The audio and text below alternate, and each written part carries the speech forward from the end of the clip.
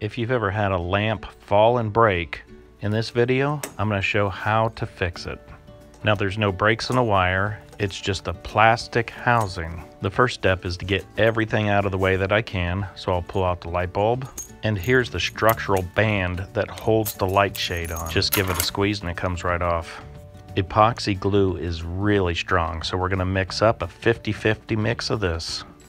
Then you can apply it to each side of the broken part. You want to make sure that everything is lined up in the same way that it broke.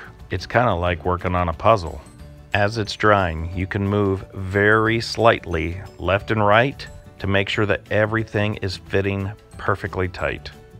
To keep everything nice and neat, you can take a little bit of paper and wipe off the excess glue. Now it usually takes about 5 minutes to set, so you can keep adjusting it until it's perfectly straight and feels nice and tight. In 24 hours, it'll be totally cured. You can see how strong it is. Now I can go ahead and start to put everything back together. So you can squeeze the lampshade bar until everything snaps back into position. And then lower these little collars so everything fits nice and tight. Now we'll screw in a light bulb and test to make sure everything works. You can feel that everything is nice and secure. Now with it plugged in, we'll turn it on. And now this broken lamp is no longer broken.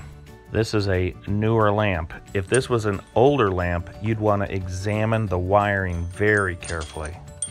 And if it looks old and brittle, you definitely want to replace the wiring. Not worth the risk.